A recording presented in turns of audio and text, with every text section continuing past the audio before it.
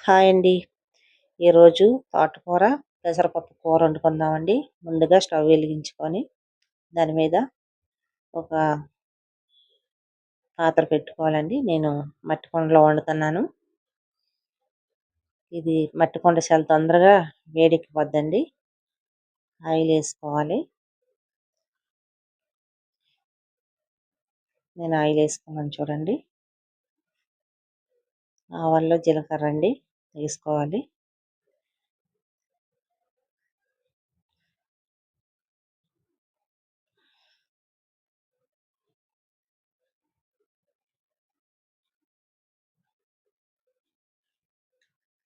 దాంట్లో పోసి పెట్టుకొని ఉల్లిపాయలు వేసుకోవాలి.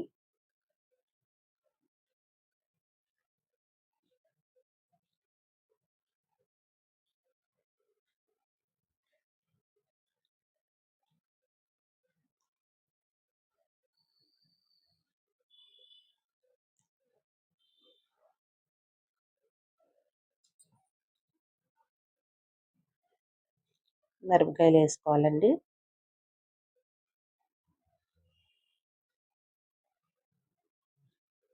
ఇది చక్కగా వేగే తర్వాత ఇలా కలుపుకోవాలి. చక్కగా ఎగుతుంది కదా, దాంట్లో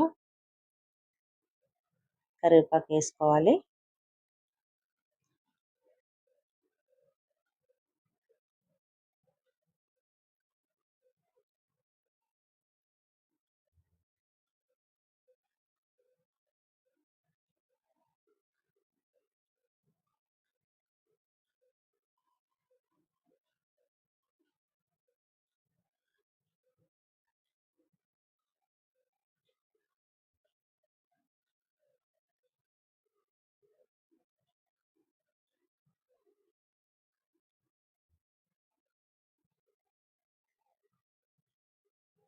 చూడండి ఎంత చక్కగా ఫ్రై అయ్యాయి కదా ఉల్లిపాయలు మిరపకాయలు.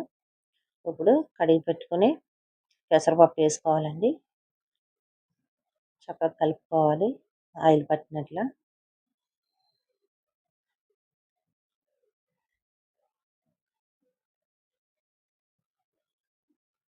అలా చక్కగా కలుపుకోవాలి.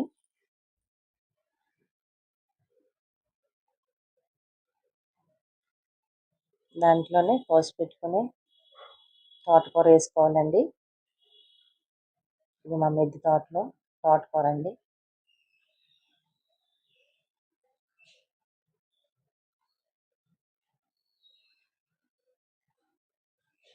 చక్కగా కలుపుకోవాలి తోటకూర పప్పుని.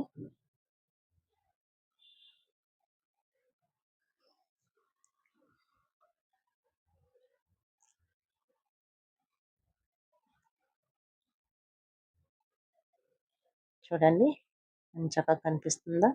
దాంట్లో తగినంత ఉప్పు వేసుకోవాలండి. మీరు ఎంత ఉప్పు తింటారో సరిపోనంత. దాంట్లోనే పసుపు వేసుకోవాలి. తగినంత కారం వేసుకొని మనం కోసి పెట్టుకుని టమాటాలు వేసుకోవాలండి. ఇది చక్కగా కలుపుకోవాలి.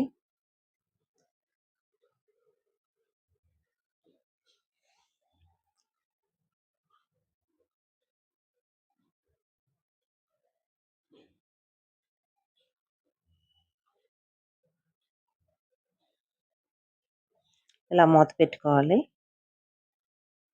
మధ్య మధ్యలో తీసి కలుపుతుండాలి, లేదంటే అడుగు పట్టేస్తుందండి. మట్టి కుండ కదా, జాగ్రత్తగానే ఉండాలి.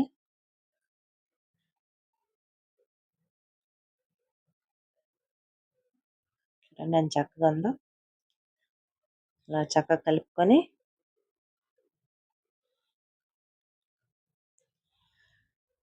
దాంట్లో నీరు పోసుకోవాలండి. నేను వేడి నీళ్ళు వేసుకుంటున్నాను, తొందరగా ఉడుకుతుందండి.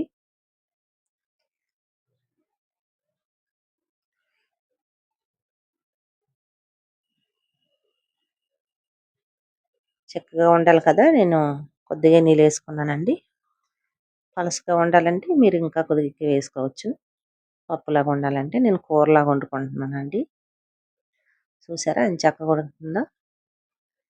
ఈ పెసరపప్పు చాలా తొందరగా ఉడికిపోద్దండి.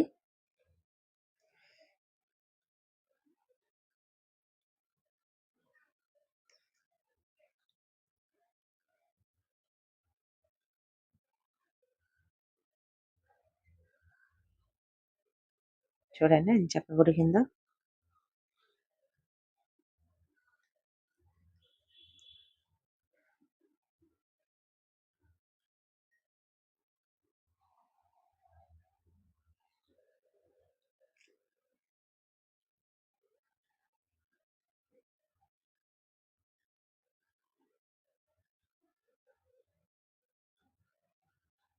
చూడండి చక్కగా ఉడికిపోయిందండి. ఇలా చూసుకోవాలి. కుక్కర్‌లో పెడితే అంతగా టేస్ట్ రాదండి. ఇలా వండుకుంటే బావుంటది తోటకూర పప్పు. కావాలంటే సాంబార్ పొడి ఏసుకోండి. లేదంటే లేదు. మీకు నచ్చితే ఏసుకోండి.